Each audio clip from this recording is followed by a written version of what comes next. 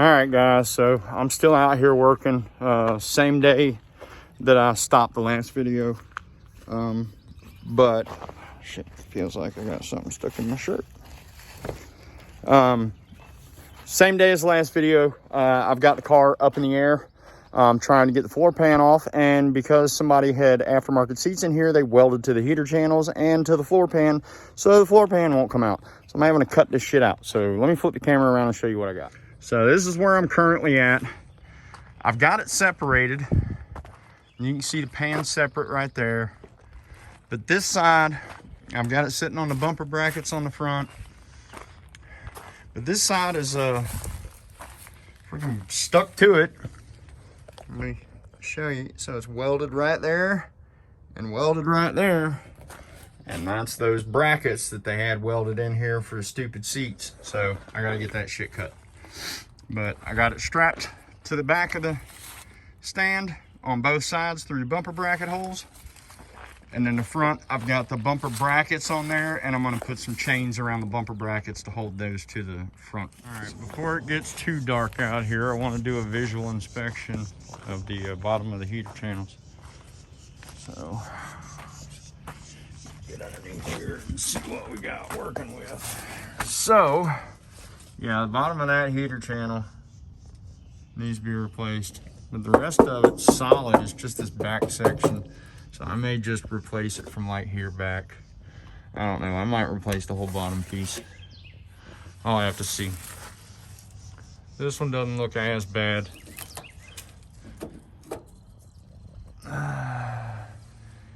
Hell, all things considered, it doesn't look that bad.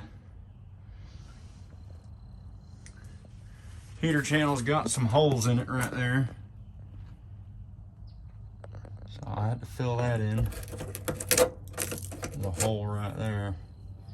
I might replace the channels. I don't know. I really don't want to, because it's a lot of work.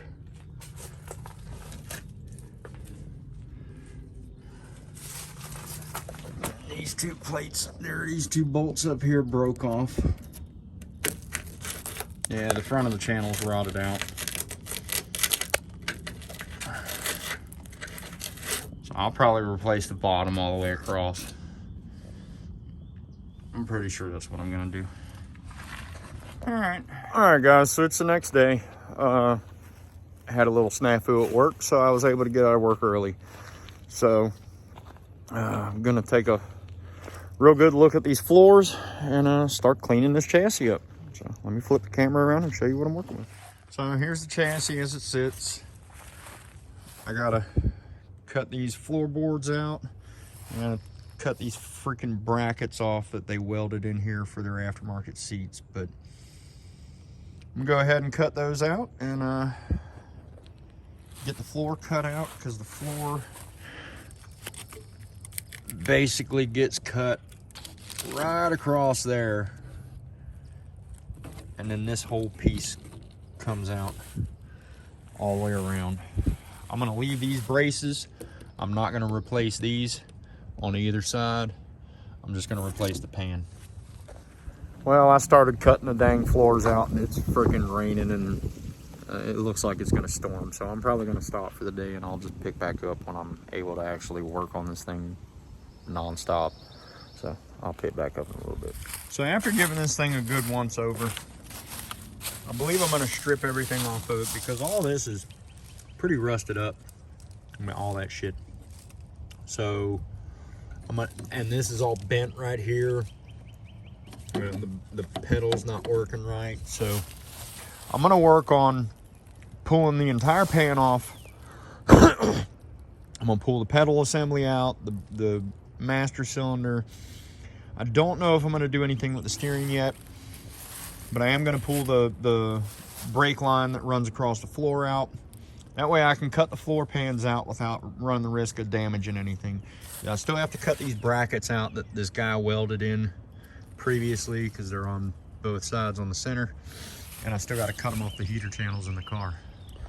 But I'm going to strip this thing down, because I'm going to put all new brakes on it, all new suspension. I actually think I'm going to replace the front beam. But I'm gonna pull the transmission, I'm gonna clean the tunnel out inside of here, replace all the brake component, or all the e-brake components, probably redo the shifter and make sure all of it's in good condition. But I'm gonna strip this thing down to nothing. So hope y'all enjoy. Okay, so like I said previously, I'm gonna strip this thing completely down. I've decided that I'm gonna strip it completely down. I'm gonna go ahead and I'm gonna completely restore the pan. So I'm gonna pull the entire rear suspension off, transmission, shifter linkage. I'm gonna pull the freaking cables out of it, everything. I'm gonna completely redo this entire chassis. So I think what I'm gonna do is I'm gonna pull the steering crap loose, and then I'm gonna pull the entire front beam. Had a brain fart. I'm gonna pull the whole front beam off, and I'm gonna continue pulling the pedal assembly and the master cylinder and all that off. But I'm gonna strip the chassis down to nothing. I'm gonna completely redo everything. I'm gonna replace the bushings inside of the torsion arms, or the torsion bars. I'm gonna rebuild the rear lateral arms, rear bearings, the whole 9 yards. I was just gonna throw this thing together and just replace the pans. I was still gonna replace whatever needed to be replaced back here, but I'm gonna pull it all apart and paint everything. I might sandblast it, I don't know. I might just etch it and freaking paint it, but we'll see how it goes. But that's my plan now. I'm gonna strip this thing down to nothing. So hope you enjoy. All right, guys, it is Saturday morning. I'm getting ready to start tearing this chassis all the way down. I had to stop so that I could go do my regular day job. So yeah, I'm gonna get back at it and tear this thing completely apart. I'm gonna show you everything that I'm taking off of it, because I'm gonna completely restore the chassis. The chassis will be 100% like original, with the exception of the beam, and I'm probably gonna do disc brakes on front and rear. I might not do rear. I know I'm doing disc on the front. I might do disc on both, but that'll be something that I determine later. But this is going to be strictly regarding how to completely disassemble the chassis. I'm not going to pull the torsion bars out until I paint the chassis. So I'm going to clean everything. I'm going to remove the rear lateral arms, the transmission, and all that. But I'm not going to remove the torsion arms or torsion bars until after the chassis has been cleaned and painted. First thing I'm going to do is I'm going to remove the pedal assembly. I need to remove the master cylinder actuator rod. There's a little clip right here on the end of the pedal bar, and then you're gonna have it looks like I gotta pop this spring off of here to get the arm off of the pedal assembly. So I'm gonna pop that spring off, and then I'm gonna pull that bolt, and the whole pedal assembly should come off. Then take that bolt, which is already loose. I already loosened it up, and take that bolt out, and the master cylinder will come off. Okay, so in order to remove the master cylinder and the pedal assembly, there was a bolt right here holding this bracket on, right here. And what it's doing is it's holding the back of the clutch pedal down. So you have to remove that. Then you can fold the clutch pedal forward, and the clutch pedal cable, trying to show it, is held in with that little hook right there. So what it allows you to do is to roll the clutch pedal back and unhook it from the cable, which is up inside of here. I can't show it to you, but it's right, my finger's on it right there, but it's up inside of here, and that's the clutch cable going back there. So you have to disconnect the throttle cable from the throttle pedal, take the 217s out, take the 13mm clamp bolt out for the clutch pedal, and then take the two 13mm out for the master cylinder. And then I did unhook the spring to get the actuator rod off, so pedals out. All right, next thing I'm going to remove is the shifter and probably the heater cables and stuff, and then I'm going to work on removing the transmission and the rear lateral arms. All right, just 2 bolts for the shifter, 13mm, and then it comes off, and then there's a lockout plate or adjuster plate that goes underneath it. Make sure that and the spring. So here's what was on mine. I'm not actually familiar with the spacer being in there. My other cars that I've worked on have never had that before. I don't know if that's a short shifter or if it's this year specific or whatever, but you've got that plate, the spring in there, and then the top plate. Typically, I don't normally see that spacer. Now I'm gonna work on taking the e-brake apart, and I'll probably take the heat controls off, and then we'll start taking the trans. So I decided to hold off on the e-brake and the heater cables. I'm gonna do a little bit of research on how those exactly work, because I haven't messed with those before. I don't want to break anything, so I'm gonna start taking the transmission out. So the first thing I'm gonna do is I'm gonna unbolt the axles from here, but before I do that, I'm gonna break loose the center nut on both wheels, or well, actually probably all four wheels, before and then I'm gonna break the wheels loose too, and then I'll break the CV axle loose and take transmission off. But I gotta make sure I got all that loose before I take this off. I mean, I can do it with an impact wrench later, but I don't want to have the hassle of trying to hold the thing and everything and use the chassis to hold it. But I'm gonna break both of those loose. All right, to remove these, this nut, you gotta straighten out this cotter pin or cut it and get it to pull back through. I generally try and just pull them out. Sometimes you can't though. So get the cotter pin as straight as you can. And if you keep working it, typically you can get it to pull right out. I gotta fix that end.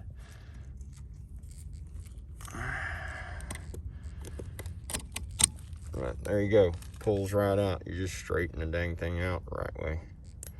Now I should be able to break that nut loose. I'm gonna take the cotter pin off the other side and get it ready. I'm also gonna do the front wheels.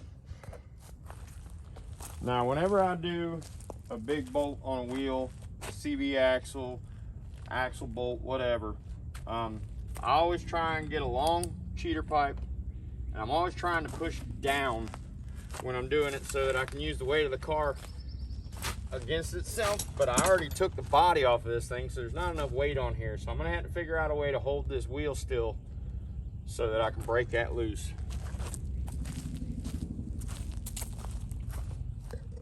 Okay, so I tried to break it loose and it broke my wrench. So I'll come back to that. I'm gonna go ahead and pull the transmission. Now, to take the CV axles loose, you're gonna have to use a triple square.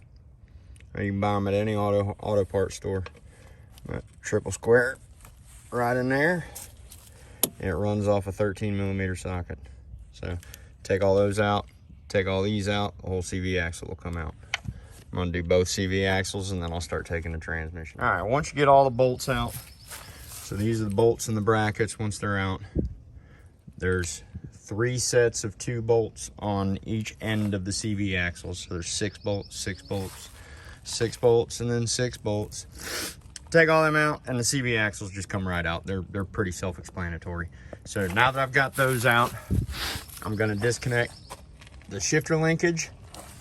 I'm gonna disconnect the clutch cable, and I've already got the clutch cable disconnected from the clutch fork, but there's hex pattern on here, so I just used a crescent wrench to hold it and then spun the wing nut while I push back on this a little bit, because the wing nut has flats on it to hold it from turning when the car's running.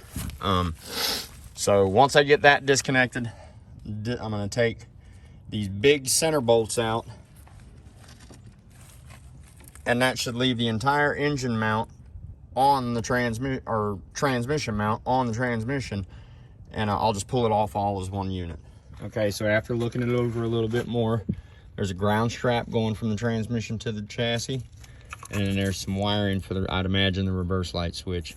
So I'm gonna disconnect that, disconnect the ground, and then disconnect the 2 bolts up front. I've got the shifter disconnected. All you do is loosen this bolt, get it to pull the bolt out of that little detent in the end of the transmission shifter rod, and then just pull it forward.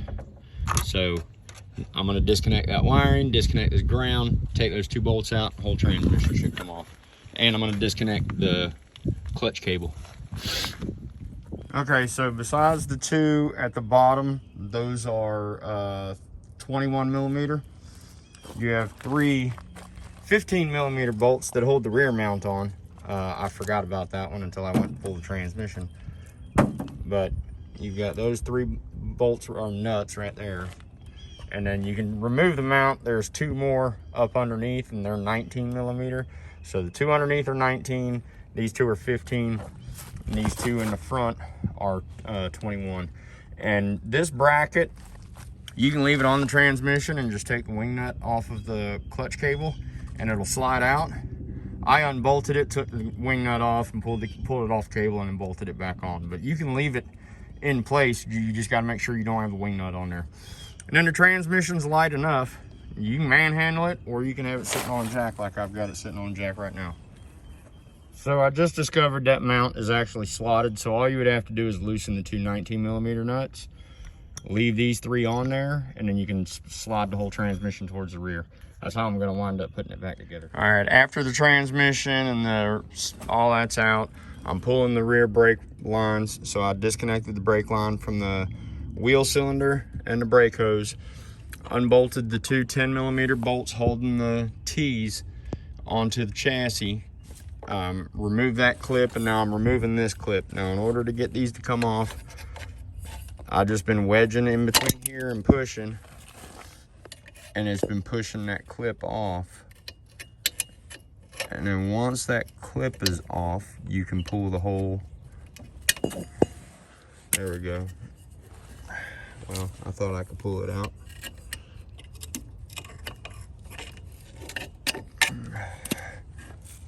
There we go. Now it should come off. All right, so there's your clip. Once that clip is off, the hose will just slide right out. Now I can take this entire brake line off. Here's my brake lines going from the hoses to the wheel cylinders. And I'm gonna put these clips in my bucket with the rest of my stuff, but that's how the clip looks. This side goes against the bracket, so the tang is actually facing out. It's so the center is pulling out. All right, now that I've got the brake lines off and I've got the transmission CV axles out, I'm gonna go ahead and take the rear shocks off, both sides, and then I'll start taking I gotta get the 36 millimeter nut broke loose so I can start taking the wheels apart so I can show y'all all that. Okay, not sure if there's any rhyme or reason to this, but the top nut and bolt, the bolt was a 17 millimeter, the nut was a 19 millimeter or 3/4, and the bottom nut and bolt were both 19. So don't know if it matters, but that's how it was on this one. Pull both of the bolts out, roll the strut this way, and then pull up, and it comes out. Okay, so I believe what I'm gonna do is I'm gonna leave the front beam completely assembled from drum to drum, and I'll do a totally separate video on dismantling the front beam if I even tear into that beam, because I may wind up buying a narrowed adjustable beam, which I'll get it from air cooled, and I won't even need this one. So I'll cross that bridge when I get to that point. I am gonna show how to remove it, but I'm removing it as an entire unit. Okay, since I'm taking the entire front beam off as one assembly, I'm not even gonna disconnect the steering. I've got my jack stand set up underneath the floor pan so that I can let the entire front beam off. The only hiccup is gonna be this steering rod could catch on the chassis when I'm trying to take it off. So I think what I'm gonna do is I think I'm actually gonna break that one arm loose. I've got the steering dampener off, so I'm gonna loosen this other arm and then get it to drop down, and then when I get it on the ground, I'll put that arm back on. All right, so you take the 4 19 millimeter bolts off the front beam, and it comes right off. Wasn't even an issue with the steering shaft. I just had one wheel touch the ground. I picked up on the other wheel and carried it off and rolled it over here, and it rolled over because of the weight of the front of the beam, but it rolled right over here. So as long as you keep it balanced, Usually you probably need to do it with 2 people, but you can move it around pretty easy. All right, now I have both rear wheels off. I've got the 36mm nut in the center on both wheels broke loose. Use an electric impact to break those loose. So now I'm gonna pull the brake rotor apart, or brake drum apart, get all that tore apart, then I'm gonna pull the rear lateral arms.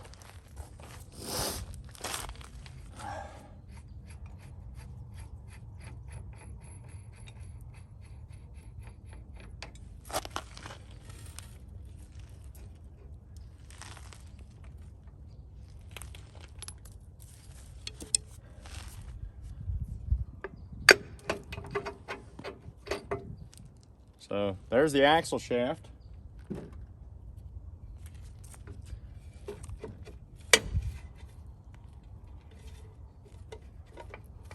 If I can get this to get past the damn brake pads or brake shoes, it should just come right off. I didn't back off the adjusters, so that's probably why it's sticking. I know probably gonna hear that in the comments. Oh, you should have backed off the adjusters. Well, shoulda, woulda, coulda, I didn't. So,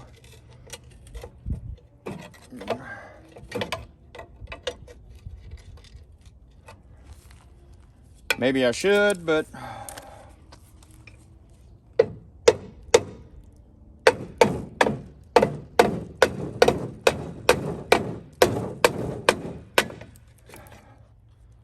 there we go. And that's why it wouldn't come off. The liner for the brake pad came off. And there's a horrible lip inside of that drum. But now that I've got that, now that I've got the drum off, I'm gonna go ahead and take the springs and everything off. But I think what I'm gonna do is I think I'm actually gonna leave all this assembled to the backing plate, and I'm just gonna unbolt it and take the whole thing off, and then I'll rebuild this when I get further. When I start putting it back together, I'll rebuild this. Okay, so I forgot I have to take the emergency brake cable off, so I have to take the brake pads off. So I'm gonna show you how to do that. All right, so the first spring that comes off is this one right here. It hooks in to the bottom corner and then hooks into that hole. So that spring's off. These are your manual adjusters down here at the bottom. Never mind the spider webs, and these are seized up. So now you can use a tool to get these off, but I just use my hands. I just hold the pin in from the back and then push in and turn with my thumbs. And I've always been able to get those to come loose on every brake pad that I've ever tried to service. And then you just pull the pin out from the back, put your spring and your pin back together, put that in our bucket. Now this pad, no, it can't come off yet. Let me pull this one off.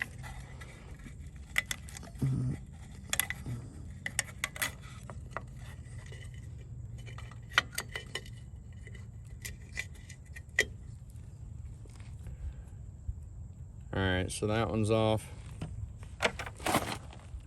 All right, now the next thing that has to come off is this spring up top. Should be able to just pull this off.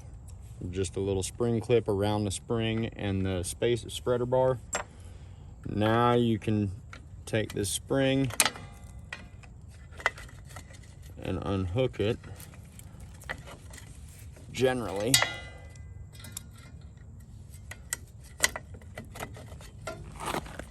There we go. All right, now that's unhooked. Unhook it from the other side, take that out. Now your shoe can come off, your spreader bar. Now you can take this out. Your adjusters should come out, but they're seized in on this one. And then you just roll the pad down and you can take the brake cable off. Now these adjusters should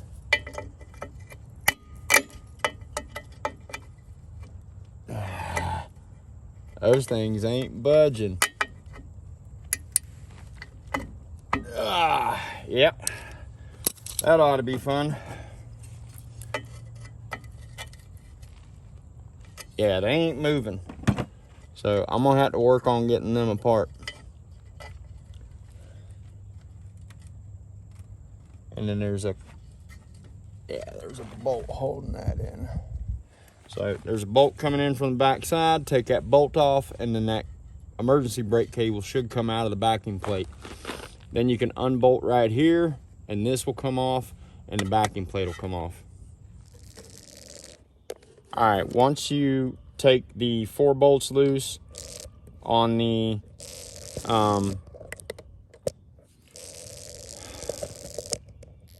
sorry, I hate this freaking camera. Once you take these 4 bolts loose, you can knock the back of the backing plate, and after you get the e-brake cable out, you knock the back of the backing plate and it'll come off. And then I'm gonna put this back on until I actually go to rebuild the lateral arms, and then I'll replace the bearings that are in there. All right, now that I have the backing plate off and all the brakes off and the drum and all that, I'm gonna go ahead and remove the rear lateral arm. So it's gonna be these 3 bolts right here. They look like they're 19s, I haven't checked yet.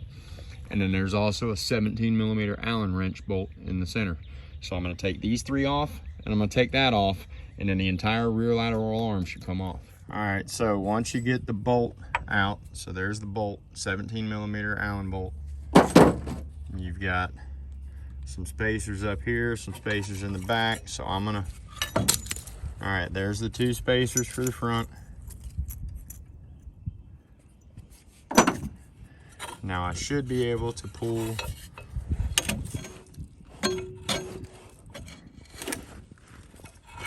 there we go. So now the whole arm came off. It's got a little detent on the back that sits inside of the arm. So you got to pull the arm towards you and then pull it out. So now the whole arm's off. There's the whole arm. All right, guys, so there's the chassis completely stripped. The only thing that's left is the cables. And I believe what I'm gonna do is I'm gonna leave the cables on here until after I sandblast and replace the pans. After I replace the pans, then I'll pull the cables off and put new cables in. I don't want to pull them out until after I sandblast it and redo the pans. So what I'm gonna do is I'm just gonna tie them up. I'm gonna tape these up together and tape these up and just keep them out of the way while I'm sandblasting, and I'm gonna sandblast the whole chassis and replace the pans. All right, guys, so that's gonna conclude tearing the chassis down. In the next video, I'll probably show the floor pan removal from the chassis and fitting the new pans into the chassis. I may sandblast it before I put the new pans in. I'm not 100% certain how I'm gonna do it yet. I don't know if I'm gonna sandblast it, put the pans in, and then sandblast it again, or if I'll just put the pans in, sandblast it once, and then freaking paint it. I haven't decided yet. I guess it really is going to depend on how bad it looks when I get the actual pans off of the chassis that are currently on here. So next video should be pan removal and all that, and then possibly messing with the front beam, but I'm not 100% certain. I know for a fact that it's going to be for the pans. So like always, if this video helped you out in any way, if you like what you saw, please help this channel continue to grow. Please like, comment, share, subscribe, let your friends see what I'm doing, and we can keep on this journey together. So in the build for this car, give you a little bit better rundown than I did in the last video. The chassis is going to be essentially 100% stock, with the exception of the beam, possibly. Haven't decided if I'm doing an aero beam yet or not. And then disc brakes. But everything else on the entire chassis is going to be 100% stock for a 73 Beetle. Likewise with the car. Everything on the body of the car, with the exception of the bumpers and the fenders and the running boards, is going to be stock. Now, I'm probably going to change the rear deck lid to an older style deck lid, but the front hood's going to be correct. The front apron's going to be correct. Rear apron I may have to change in order for the older deck lid. But other than that, the car, all the interior, the steering column, the wiring, all that stuff's going to be original for 73, and it's all going to be replaced. So this is going to be a almost a full restoration, but it's a resto mod because I'm not doing factory fenders and I'm doing open wheel on the front, all that kind of stuff. So it'll be good for a restoration standpoint, but it'll also be good for a modification standpoint. So hopefully you guys are going to enjoy this build as much as I'm going to, and you'll tune in for the rest of the videos. So have a great one, and we'll see you in the next video.